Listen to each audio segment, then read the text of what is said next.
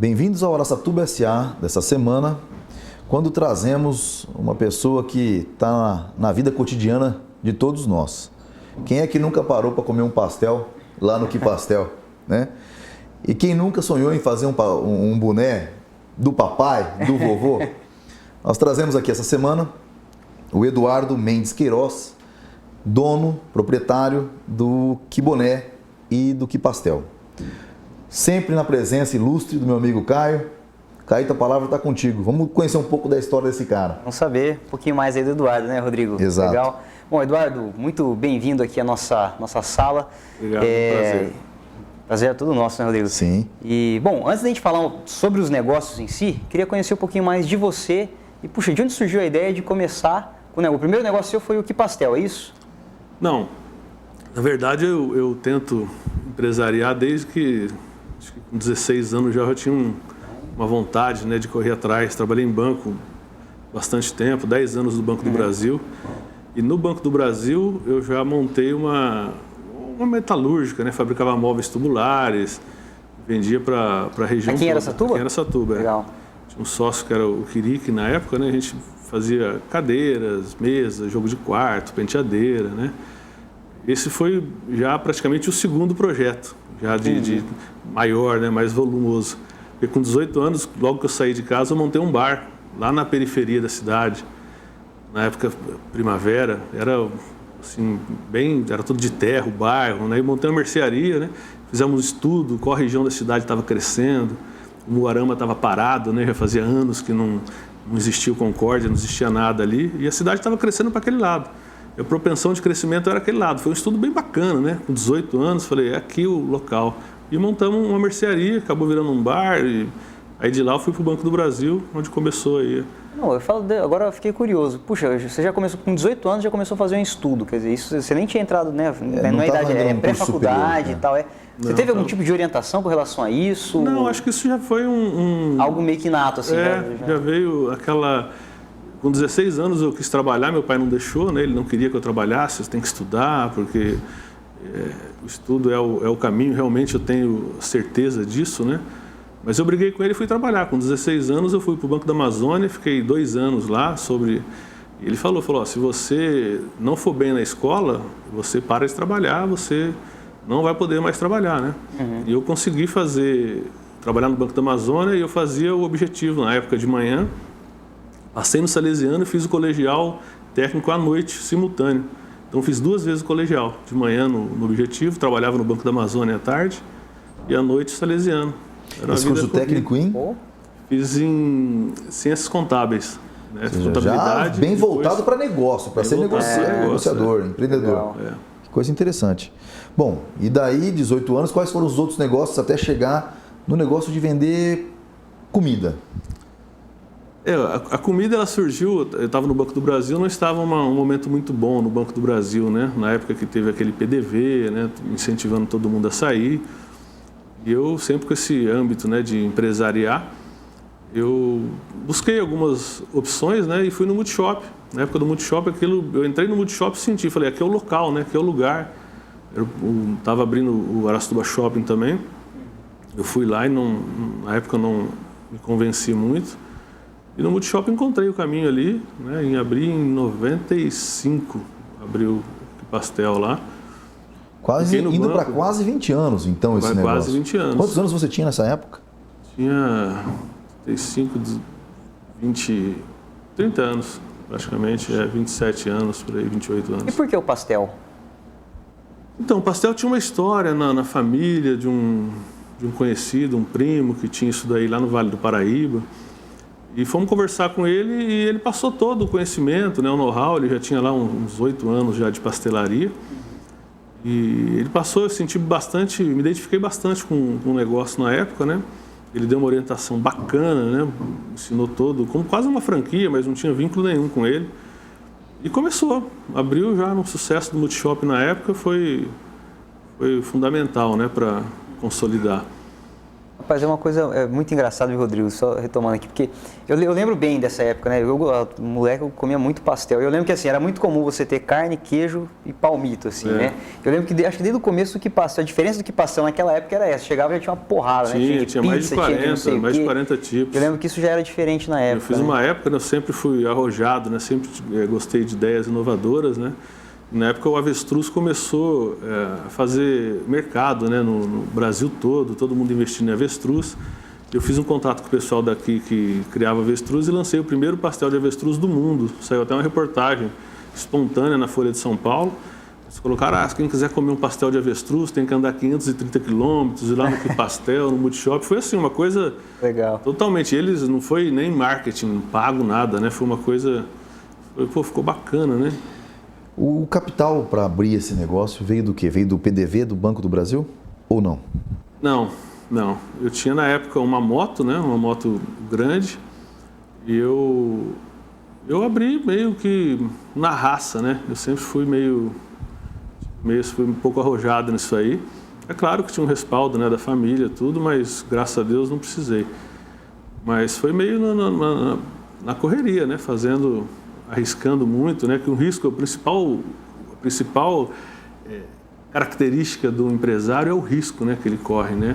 Claro que é um risco calculado, um risco comedido, né? Mas se você estudar a fundo o comerciante, ele começou correndo muito risco, né? E até hoje é assim. Bom, fica aí também uma dica para quem nos assiste. Não existe, é impossível, né, um negócio sem risco, a não ser que seja um negócio combinado com os russos, como diria Garrincha, né? Tipo, com o governo, eu faço, você compra. Se não, não tem jeito, é risco. É o risco de não vender, é o risco de não cair no gosto, é o risco de uma série de fatores. A atividade empresarial é bem caracterizada pelo risco que ela corre, né? Por isso que daí a possibilidade de altos ganhos, né? Ou não. Exatamente. Bom, e você começou em 95 com quantas pessoas trabalhando lá? Na época tinha 8, 9 funcionários. 8, 9 funcionários. Aí, hoje você tem o Que Pastel, tem o Que Boné. Chegou a ter uma experiência com o Que Pastel também em Birigui, a gente volta a esse assunto depois. Hoje você tem quantas pessoas trabalhando contigo? Hoje trabalho em torno de umas 30 pessoas, mais ou menos, diretamente ligadas, né? Praticamente triplicou, né? Mas já tive cafeteria nesse meio tempo, né? No Multishop tive uma cafeteria, tive lan house, tudo você sempre vai buscando, né? Alguns caminhos alternativos. A maioria dos seus negócios sempre estiveram próximos. Por exemplo, o Que Boné e o Que Pastel lá dentro do Multishop, né? Você tem agora uma unidade fora, né, do Multishop. Você ainda tem a unidade no Multishop ou não? Não. Do Que Pastel? Não, agora tá na rua. Faz 1 ano e meio que eu encerrei lá, abrimos na Rua do Fico e na Cucide Almeida. Na Cucide Almeida, no cruzamento aqui próximo do IE. Próximo do IE. E tive loja em Rio Preto, no Rio Preto Shopping, né, por 6 ou 7 anos. Do Que Pastel? Não, foi do Que Boné. Isso foi do Que Boné. Tá. Na época, brindes, né, estava no auge, né, bordar boné na hora, toalha, né? Então era um negócio diferenciado para a época, né? Abri em 98, abri em Rio Preto. Em 96 abri o Que Boné aqui, em 98 em Rio Preto, ficamos lá até 2003, para começo de 2004 eu encerrei lá. Por falta eu viajava muito na época, né? Eu vendia para Banco do Brasil, eu vendi lá para o famoso Marcos Valério, né? Ele me deu até um prejuízo grande. Caramba! Então eu ia muito para Brasília vender. Além de tudo, ainda não pagava. Então, ele me deu um prejuízo muito grande, né? Na época deu uma balançada aí. Nós vamos encerrando esse bloco introdução, indo para o bloco mercado. Gostaria de saber quando você resolveu abrir o Que Pastel, que foi o primeiro do seu negócio, aí, né, nesse que está até hoje perdurando e trabalhando em cima, quem eram seus concorrentes na época? Responde isso no próximo bloco. Bem-vindos de volta ao Araçatuba SA. Essa semana, um assunto que não tem quem não goste, né? Falou em pastel, não tem unanimidade nacional. Apesar de a gente sempre ligar isso com os chineses, né? Pastel, mas é uma paixão brasileira, né? Aqui com a gente, o Eduardo Queiroz, do Que Pastel, Que Boné, dando uma aula aqui desse empreendedorismo de retorno rápido, de vendas com valor agregados diferentes, até para a gente aprender um pouquinho dos dois segmentos. Estava falando agora há pouco no intervalo com relação até para se fazer R$1.000 vendendo pastel, é bastante. É um suador lascado. É um trabalho enorme. E isso até é um freio de novos entrantes no mercado, porque eu terminei o bloco de introdução perguntando justamente quem eram os seus concorrentes na época que você abriu o Que Pastel. E eu me lembro de um famoso que tinha na Avenida Brasília, que era um ponto de encontro, né, para você paquerar. Era o Pastel Mel, mais ou menos onde é aquele negócio de açaí hoje ali, perto uns lanches ali, uma sorveteria que tem hoje. E era o Pastel Mel da Manteia, mas ele tinha fechado, que eu abri, já fazia pouco tempo que ele tinha encerrado as atividades ali. Ou seja, você abriu um negócio com outro fechando, isso não assusta um pouco? Fechando. Não, porque na época eu estava assim, bem seguro, né, do que eu estava fazendo, e é um negócio assim, o pastel ele é uma coisa lucrativa, porém ele não tem volume de venda, né, não tem altos valores de venda.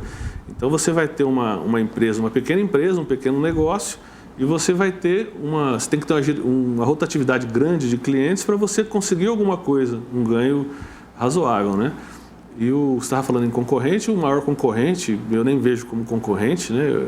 Mas é o pastel de feira, que é o tradicionalíssimo, né, no Brasil todo. Né? O pastel de feira ele é diferente, é diferente do que eu proponho, né, do que o pastel propõe. E são bons, são produtos assim, bem bacana, né? Cada um dentro da sua área. Mas na época não tinha concorrente nenhum. Me diga uma coisa, você viveu crises econômicas nesse período, né? Passou por várias. O pessoal diminui o consumo de boné, de camiseta, provavelmente sim. Mas e de pastel? Ele é um produto de primeira necessidade ou ele é a gula do cliente, aquele negócio de comer algo saboroso e aí diminui um pouco do consumo? O ponto é fundamental para evitar essa sensibilidade do mercado, né? Se você esperar que a pessoa vá até lá comer um pastel, é mais difícil. Agora, se você está num ponto estratégico que as pessoas passam por ali para ir em outros lugares, aí é o impulso, né? A venda é impulso. Pô, passou um suco, eu quero um pastel, quero um salgado. Então, o impulso da venda é fundamental nesses pequenos negócios, né? Porque até a pessoa ir atrás, vou sair e vou comer um pastel hoje. Então, você tem muitas opções, né? Comida oriental, tem comida portuguesa, tem muitas opções. Isso é uma coisa interessante com relação ao ponto. Eu concordo plenamente com isso. E acho que a gente é suscetível a estar passando e querer principalmente os itens que aqueles itens de gula, né? A pessoa não vai almoçar um pastel, pode até almoçar um pastel no dia a dia dela, né? Mas você está voltando para sua casa, passar na frente do que pastel, você vai ficar com vontade de comer um pastel e provavelmente vai comer. O impulso junto com o baixo valor, né? Exatamente. Pô, você vai lá tomar um refrigerante junto, né? Aquela coisa que você é do meu time, mais encorpadinho, a gente gosta. Mas, Eduardo, me diga uma coisa. Seria difícil conseguir fazer uma rede de quipastéis, por exemplo, em Araçatuba? Você disse que teve uma loja da Quiboné, né, em Rio Preto. Mas gerenciar de longe, gerenciar a distância, é complicado? É muito complicado, né? Porque a gente tem uma característica de pequeno negócio. E para você montar uma segunda loja ou uma rede de lojas, você exige uma estrutura maior, um controle muito maior, e a dinâmica de trabalho é totalmente diferente. Então, enquanto você está vendo tudo, você conhece todo o sistema operacional, é fácil.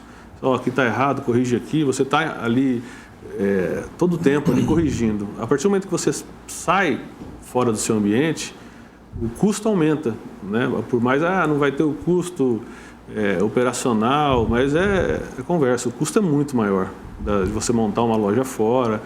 E o baixo valor do produto é um complicador para esse negócio, para você ampliar uma rede, né, de pequeno valor agregado aí. Só voltando na questão do ponto, já que ele é tão fundamental e faz muito sentido isso, você comentou agora que recentemente você mudou o ponto do Quipastel. Então você saiu do Multishop e foi lá para o Rodofico e o Cid Almeida. Fala um pouco sobre essa mudança. O reflexo foi positivo? Qual das duas unidades? Começou em 2008. A característica minha era de shopping, né? Então era um público diferenciado. Por mais que o Multishop é considerado por muitos uma galeria e é numa área central, então ele tem uma característica central muito grande, né? Muitas pessoas vão ao banco, vão ao comércio ali do central. Então essa venda de impulso ela era muito forte. E eu em 2008 falei, vou tentar alçar novos voos, né? E resolvemos abrir uma loja para atender à noite. Coisa que o Multishop fechava, na época eles mudaram o horário, fechava às 7 horas, né? Acho que até hoje está assim. Falei, preciso recuperar esse horário, né? Resolvemos abrir uma loja à noite, fora do Multishop, e foi um sucesso, né? Foi um diferencial no mercado, não tinha ninguém fazendo isso à noite. Entendi. Né? O primeiro passo, então, você tinha ainda no Multishop e abriu uma segunda loja. Só para atender à noite, que foi na Cristiano Olsen, na época. E foi muito bem a loja, né? À noite foi um diferencial de mercado. E aí eu fui para uma área maior, né? Onde estamos até hoje na Cocid Almeida. E é um diferencial de mercado, né? Não tem para você comer um pastel. Hoje está começando a aparecer um outro concorrente aí, mas ele tem que ter atenção pelo valor, né? Como eu falo, o valor agregado, como ele é baixo, a pessoa vai ter que trabalhar, vai ter que estar full time ali, trabalhando, né? Acompanhando, e você trabalhar todo dia até 11 horas, meia-noite, não é fácil. Os primeiros 2, 3 anos aí você leva tranquilo, depois começa a pesar isso aí, né? A vida social, ela tem que ser um pouco privada, né? Então é complicado. Eduardo, você conhece bastante do seu negócio. Você sabe qual que é a lucratividade desse negócio, né? Bem a fundo. Não seria uma estratégia tentar montar pelo menos localmente, para depois pensar até em crescer para fora, uma franquia, por exemplo, do Que Pastel, para que se abrisse lojas nos bairros? Eu digo assim, para que você pudesse não ter a obrigação da gestão e só entregar os pastéis congelados, o sistema de gestão, tudo pronto para que as pessoas pudessem fazer daquele negócio a sua subsistência, seu ganha-pão. Já pensou a respeito disso ou não? Eu pensei, constantemente eu penso, né? Porque isso é um ideal, né? Você buscar tornar o seu negócio de forma que outras pessoas consigam viver dele também. Te tragam um retorno pela ideia, pela qualidade. Também, mas já pensei de várias formas, né? Tentei implantar... Só que a gente esbarra num problema. Para você fazer uma franquia, você tem que passar por um projeto muito grande de reestruturação da empresa. Isso custa. Fiz alguns estudos, contratei até um profissional na época. Então, isso vai custar em torno de uns 150, 200 mil reais hoje para você se enquadrar e poder fornecer uma franquia, um franqueador autorizado pelas franquias do Brasil. Então, é um custo inicial muito alto para daí você adequar a empresa a esse procedimento e estar apto a fornecer uma franquia. Tem pessoas que fazem isso daí, ignora tudo isso e abre uma loja aqui, arrenda para um e arrenda para outro. Também é uma forma não correta, né, mas que funciona também. Mas que seria algo interessante, né? Interessante. Pelo menos para começar o negócio. Porque muita gente quer partir já de um começo para ir para um ponto final, aí 150 mil reais. É um investimento que você fala, poxa, é um investimento altíssimo. Daria para fazer alguns negócios nesse tipo de arrendamento, como você mesmo já sugeriu. É uma coisa interessante de se parar para pensar, né? Porque hoje o seu produto, a gente fala em pastel em Araçatuba, todo mundo é remetido a pensar no seu negócio. São praticamente 20 anos, né, de dedicação aí, muita mídia, muito marketing, um produto de qualidade, né, que ajudou muito esse fortalecimento dessa imagem. Perfeito. Legal. Rodrigo, então vou começar, já deixar encerrar esse bloco, colocar para o bloco mercado, que você perguntou, puxa, quem já estava no mercado, né, quando você entrou, e a concorrência direta. Mas quer dizer, tem também uma concorrência indireta, e Araçatuba também é muito famosa pelos espetinhos, pelos lanches e por aí vai. Então, como é que você faz para lidar com essa concorrência indireta e qual que é o tamanho dela com relação à tua agenda? Responde isso no próximo bloco, Eduardo. Bem-vindos de volta ao Araçatuba S.A. Hoje aqui com o Eduardo do Que Pastel e Que Boné. E bom, no finalzinho do bloco anterior, Eduardo, eu mencionei a respeito de como você lida e quão grande é esse problema ou oportunidade com relação à concorrência indireta. Ou seja, falando um pouco desse mercado amplo e crescente no meu modo de ver, a refeição noturna, né? Então a gente tem bastante espetinho, lanche, que imagino que tem uma competição bastante acirrada aí com o teu produto, que é o pastel. É uma opinião bastante controversa, né? Eu lembro quando o McDonald's veio para Araçatuba, tem um amigo meu que tem lanche, né, tradicional na cidade, ele ficou preocupadíssimo, né? Falou, o McDonald's vai abrir, vai quebrar todo mundo. Ele era até relativamente próximo, né? Eu falei, isso daí vai mudar o conceito da cidade, porque naquela época ninguém saía muito de casa para comer, né? Hoje é comum, hoje ninguém mais faz comida em casa à noite. Ninguém não, mas assim, a maioria das pessoas saem para comer pelo menos 2, 3 vezes por semana. Tá mais prático, né? Tá mais prático, né? Isso tudo começou lá atrás com o McDonald's, depois veio o Habib's, né? E foi criando um conceito de sair, né? De comer fora, né?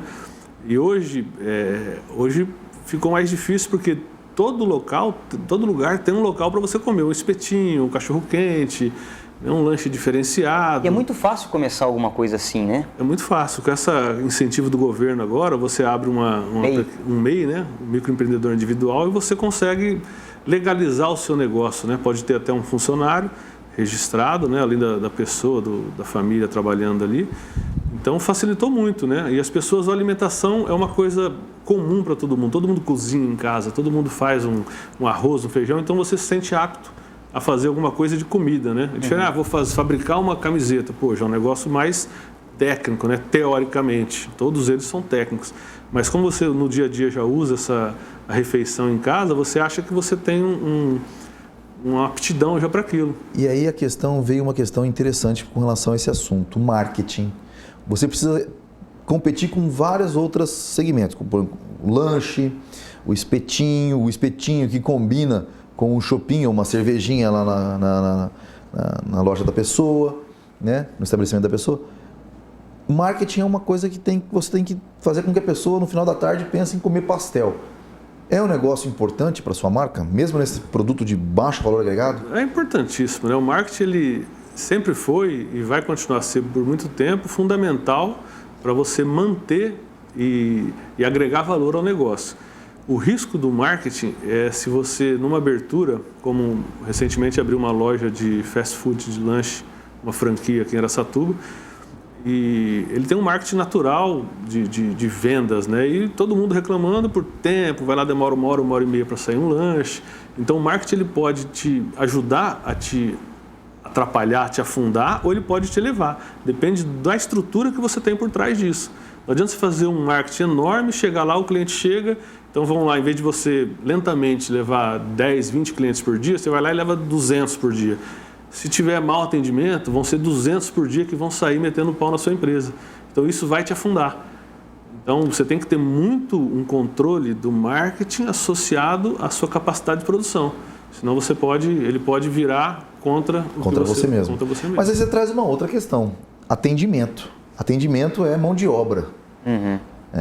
E as pessoas querem parar para comer no final da tarde com alguém sorrindo te servindo, né? Te atendendo bem. É complicado esse negócio da mão de obra, é muito rotativo, é difícil de treinar. Hoje um fator, acho que o maior complicante hoje de um negócio noturno, né, desse de fast food, é a mão de obra. É difícil você ter, porque a pessoa trabalha no sábado, trabalha no domingo, então você vai ter que ter uma pessoa que se priva do seu convívio social, de uma igreja que ele gosta de ir, de um sábado à noite que ele vai sair. E a rotatividade é grande. Mesmo você pode pagar mais, você vai ter um diferencial do mercado, mesmo assim é difícil você arrumar funcionário bom para o atendimento à noite, né? Você tem, claro, tem vários, né? Vários lugares, mas essas pessoas, assim, se o empresário já conseguiu cativar aquele funcionário ali, é muito difícil você tirar a pessoa de um lugar para ir para outro, né? E criar novos profissionais. O sindicato está tentando fazer alguma coisa, né, de treinamento, mas é muito difícil, muito difícil. Um dos assuntos que eu gosto de abordar, né, com relação à questão de alimentação, como nós já tivemos aqui lá no passado, o pessoal do espetinho, a Sueli e o Charles, né? Justo. É uma questão inflacionária, Eduardo. E eles deixaram muito bem explicado o que é inflação, do jeito deles e do jeito que todos nós entendemos. Eles disseram que quando eles abriram o espetinho custava 70 centavos e eles fizeram patrimônio. E que hoje o espetinho está, acho que R$2,50, R$3 e paga as contas. E olhe lá. Índice inflacionário da alimentação. O que você viveu nesse tempo todo e, de fato, a rentabilidade diminuiu muito? Diminuiu muito em função da concorrência, né? O espetinho sofre muito também com isso. Eu acredito que até mais, porque o espetinho é uma coisa comum na cidade, né? Em qualquer barzinho a pessoa monta lá uma churrasqueirinha. E a Sueli foi uma das precursoras, né, do espetinho, né? Espetinho muito bom. Eu tô lá, né? Só que a concorrência é muito grande. E com isso você não consegue agregar. Não adianta você ter uma tradição, não adianta o seu produto ser bom, porque o do concorrente também é bom. Então, o custo operacional é que vai ditar a regra aí do valor. Então, neste caso do espetinho, já virou commodity, ou seja, o custo é baseado na concorrência, não tem mais, as margens são pequenas. Mas no seu negócio, como é que é? Ainda tem espaço? Conseguiu ter os mesmos ganhos inflacionários do passado? Não tem. Ou não conseguiu repassar isso? A inflação corrói de fato, ou não?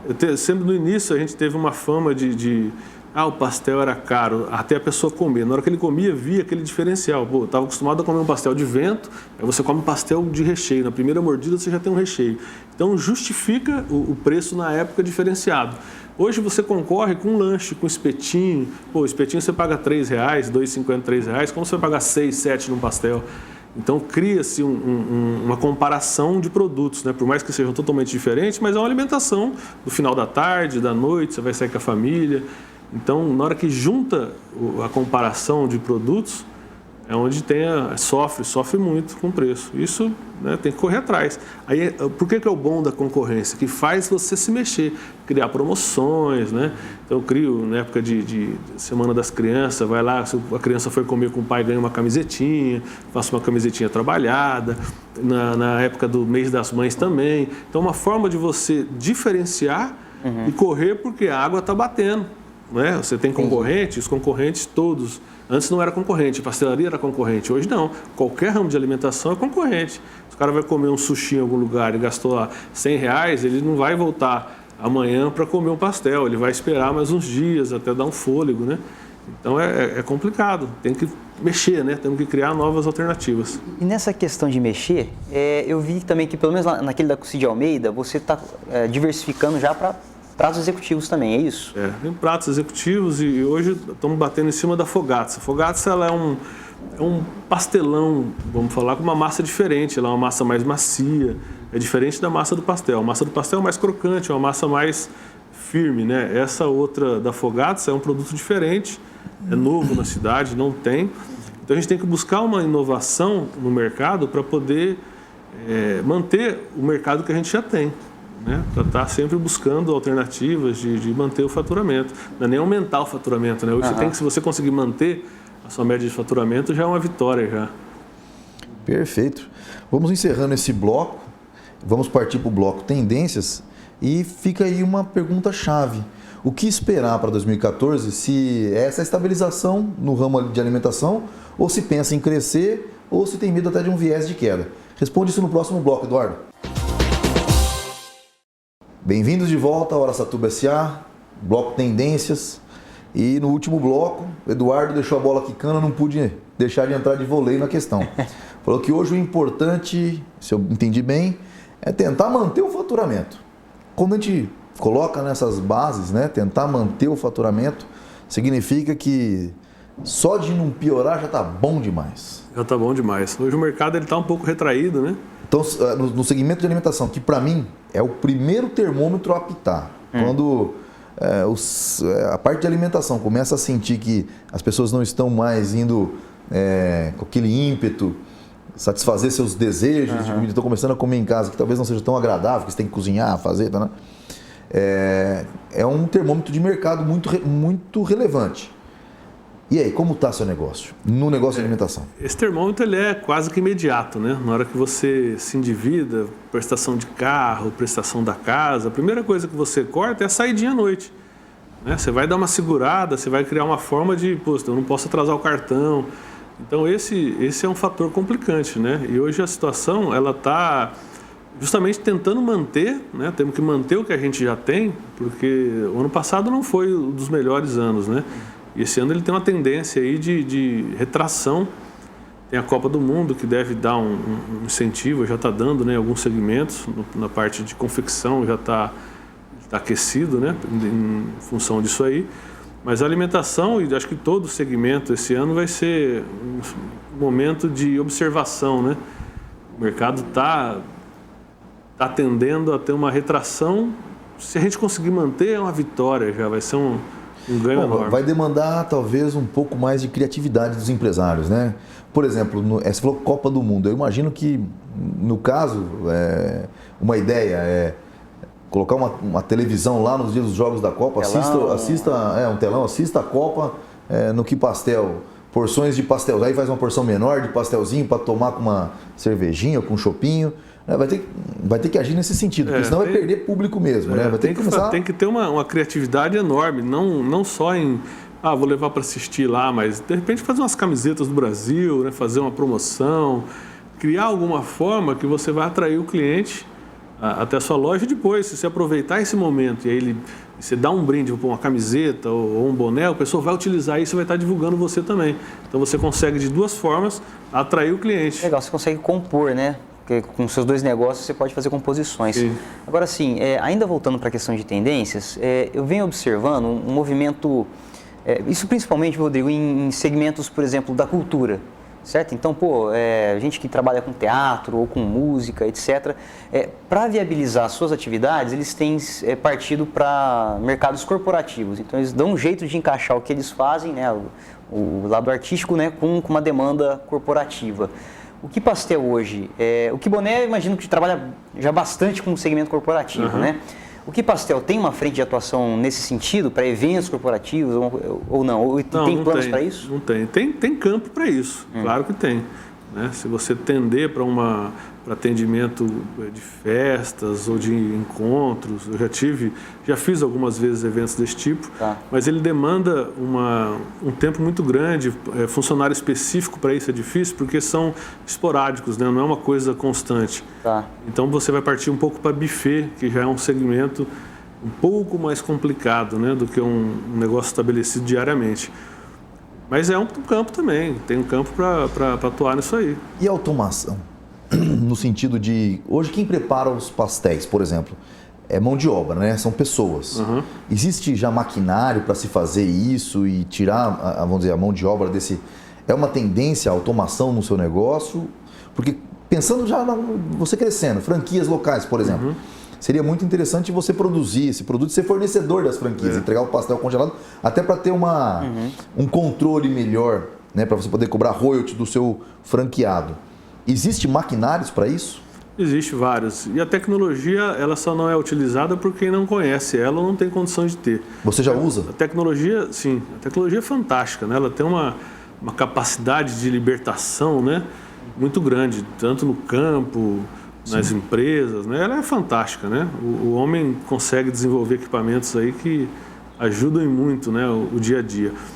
No ramo de pastel tem várias máquinas, equipamentos aí que agilizam a produção. O único complicante é o seguinte: na feira, por exemplo, pastel de feira, ele é todo maquinado.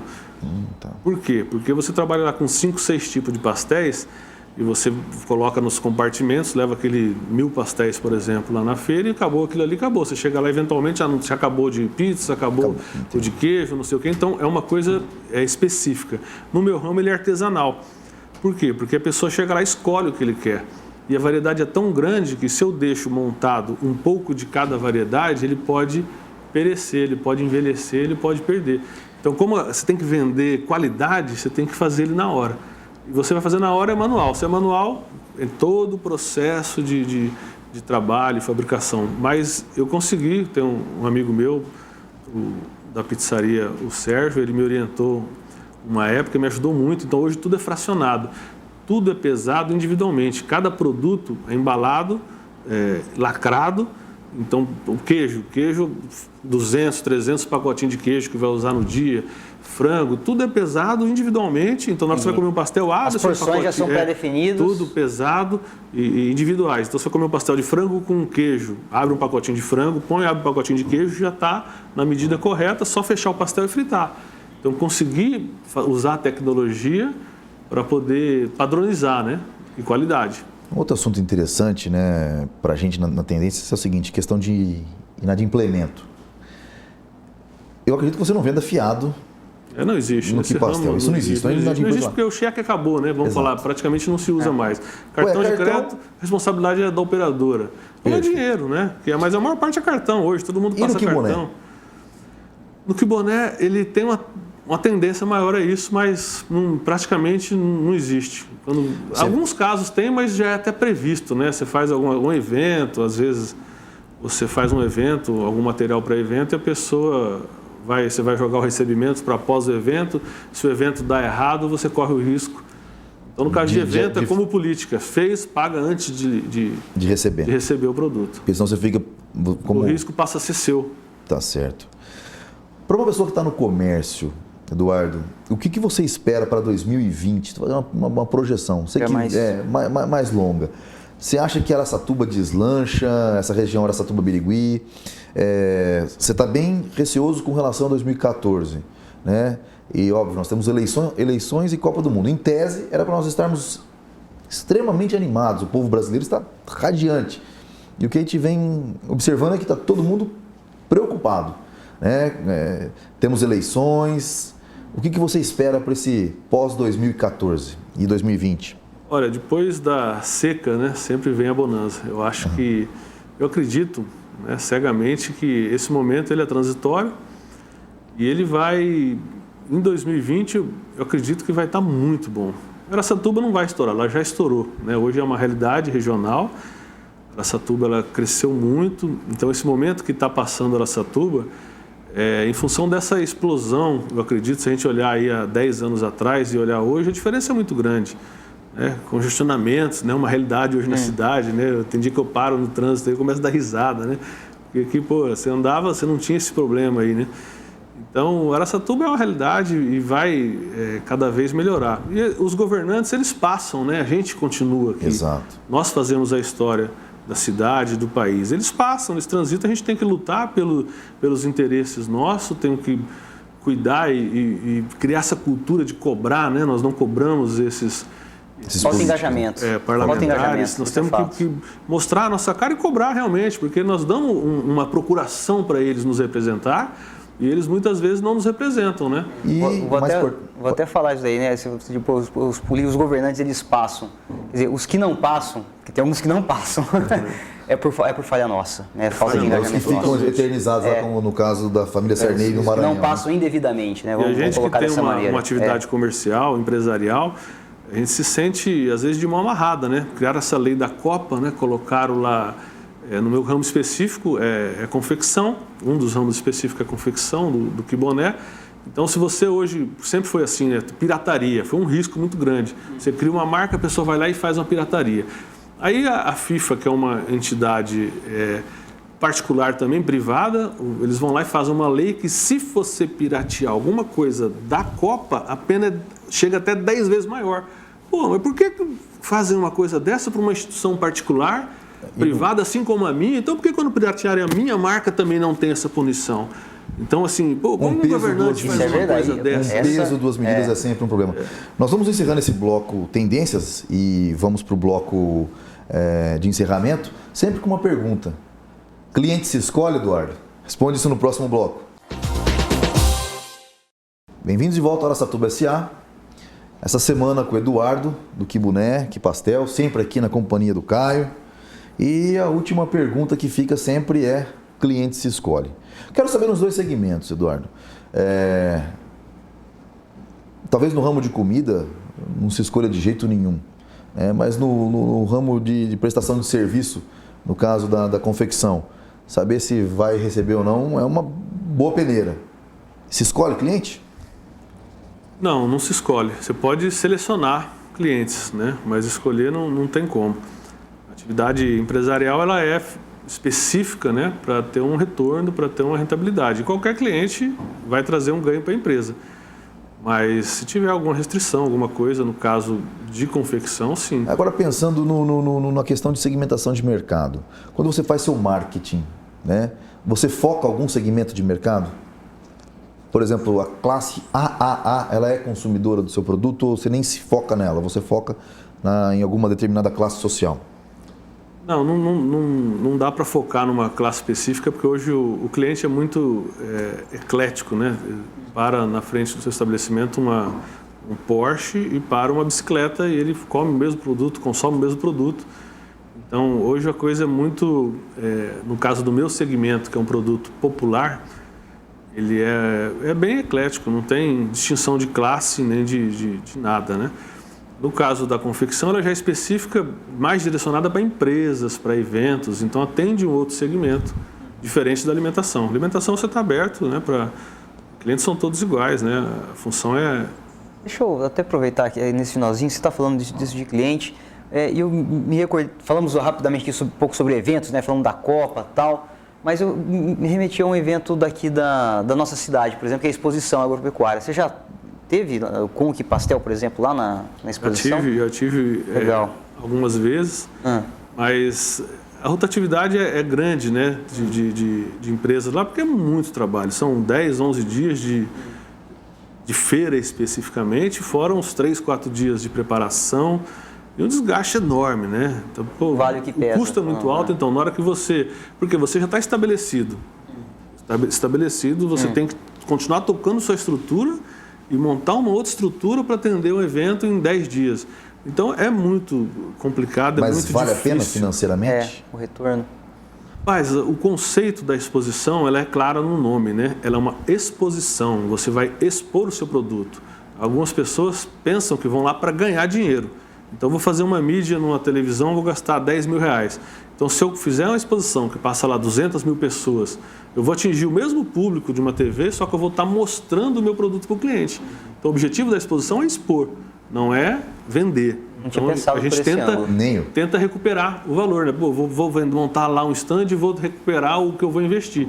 Esse é um pensamento. Mas para ganhar dinheiro não é nós tocamos aqui no assunto crescimento de marca e que eu vejo como, né, marca é uma coisa, o valor intangível que a gente aprende nas escolas, né, e de administração, mas que tem um valor altíssimo. Como, por exemplo, para você crescer, a marca Aqui Pastel está mais do que consolidada. Mas crescer com franquia ou com arrendamento de uma loja, por exemplo, você fornecendo o produto, demanda uma coisa muito importante que normalmente acontece no ramo de alimentação, no comércio, é o tal do caixa 2. Ou se não caixa 2, aquilo, porque não dá tempo de tirar nota fiscal para todo mundo, é aquele rolo, aquele movimento louco, de baixo valor agregado.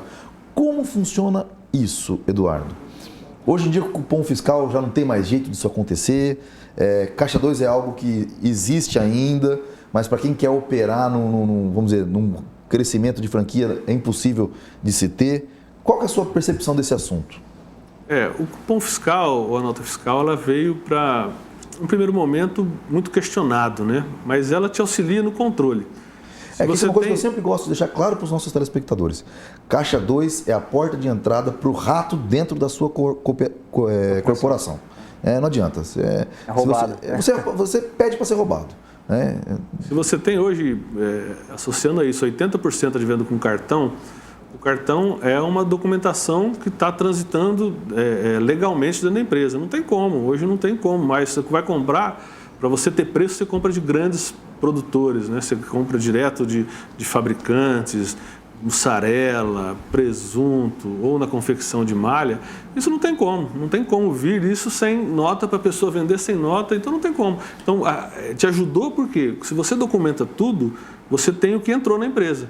Se você documenta a saída, você consegue casar a entrada com a saída. Então, isso te facilita, diminui evasão, né, de divisas. Sim, sem dúvida alguma. Mas isso eu perguntei porque eu já sabia que você tem todo esse controle, limite de cupom fiscal lá, recebe lá com cartão de crédito. Quer dizer, era muito prático para mim te perguntar isso, que eu sei que você não tem. Mas e a sua concorrência? Por exemplo, você para num espetinho, você paga com dinheiro... Então, mas a economia informal é diferente. Ela é bem diferente. Mas é uma concorrência desleal? Ela é porque o ganho dele é maior, né? Ele não tem tributação nenhuma, enquanto você vai pagar aí R$1.000, R$1.500 num determinado imposto, ele paga R$50, né? E às vezes ele tem um movimento, então ele consegue ter um preço menor, porque por mais que ele compra com nota igual você compra, né? Ele pode vender sem nota e sem documento, então ele tem um benefício maior da lei. Então, você tem uma diferença grande na hora que você sai de um pequeno negócio, uma economia informal, ou mesmo que ele legalize com uma MEI, o benefício é muito grande, né? Ele tem a limitação. Se ele começar a faturar mais do que 30 mil por ano, alguma coisa, ele tem que entrar na empresa normal, onde ele vai ser uma concorrência normal. Algo que eu acho muito engraçado ainda, assim, eu entendo, assim, até acho que tem que ter esse tipo de incentivo e de apoio, né, visando a formalização e tal, mas existe uma diferença muito grande, o cara que é MEI, depois ele passa, né, a operar pelo Simples e depois, né, ou para o presumido ou para o real. Quer dizer, é um sistema que, apesar de ter uma função específica, ele não está, acho que ainda bem arredondado, porque ele incentiva o não crescimento. Se você for fazer conta, fala, putz, será que vale a pena, cara? Ou seja, é um jeito do Estado fazer o seguinte, vamos balizar por baixo, em vez de balizar por cima. Talvez, é que assim, em alguns casos você tem distorções muito grandes, né? Quando você sai do simples, do MEI para o simples é absurdo. É absurdo. Então, do simples para o sistema tributário convencional, é danado também. E aí você acaba tendo que competir com esses camaradas, né, com condições muito desiguais, de fato. Eu acredito para quem está acabando de sair, é pior ainda. Para quem sai com um salto, é uma situação. Para quem sai pouquinho, rapaz, eu enguiço. É complicado. Mas a lei era feita para tentar, na verdade, eles querem... A intenção é muito boa. Eles querem arrebanhar todo, né,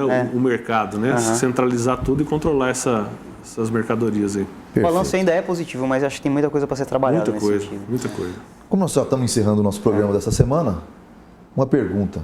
Valeu a pena ter sido empreendedor em vez de ter sido estudante, com aquele, né, naquela situação de vamos trabalhar primeiro? Eu senti isso muito do seu, né, de querer trabalhar. Então, valeu a pena, claro, né? Sempre valeu a pena. Eu acho que a experiência que eu obtive nesses 20 anos aí de comércio é muito grande. É uma experiência de leis trabalhistas, de psicólogo, às vezes o funcionário está com um problema, você tem que orientar, você tem que ajudar. O empresário, ele é muito rotulado, né? As pessoas criticam muito, falam de altos ganhos, e na verdade não é nada disso, né? A gente tem uma profissão como qualquer outra, né? Com mais responsabilidades. Muito mais responsabilidade e cobrado. Eu acredito que a profissão mais cobrada no país é o empresário. Porque se ele fizer qualquer coisa errada, ele vai ser severamente punido. Ao contrário de qualquer outra profissão. Exatamente. É muito visado. Você, enquanto pessoa física, se não pode pagar uma conta, você é coitadinho, que é um reflexo do mercado. Se você é um empresário, você está ferrando com todo o mercado. Eu escutei isso hoje de um amigo que veio comigo para cá e disse exatamente isso. Ele acreditava que empresário era tudo sacana, né? Num jeito de pensar assim, de que ganha muito e tal. E que ao conhecer, participar, se tornar um empresário também, viu que não é nada disso. Que é o coitadinho da história. É quase um coitadinho o movimento da economia, né? Se não as empresas, não tem comércio, não tem economia. Tá certo. Vamos encerrando a Araçatuba S.A. dessa semana. Foi um prazer enorme tê-lo aqui, Eduardo. Realmente. Sucesso para você nos seus negócios. Espero ver a marca Aqui Pastel não só em Araçatuba, mas fora de Araçatuba como uma rede de franquias, viu? Você tem potencial para isso. Muito obrigado.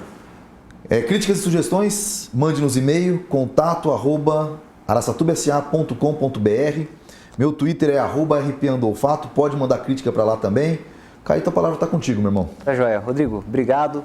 Eduardo, muito bacana esse papo, gostei da mensagem que você transmitiu, né, a que você falou, né, o que foi falado e também essa que o teu corpo todo fala, né, que essa garra que você tem de empreender, de tentar as coisas, né, de inovar, acho que isso é muito importante para estar impregnado em nós todos, né, Rodrigo? Perfeito, Caio. É isso aí. Bom, que fique essa mensagem então para todos nós. Até a próxima semana com a Araçatuba S.A.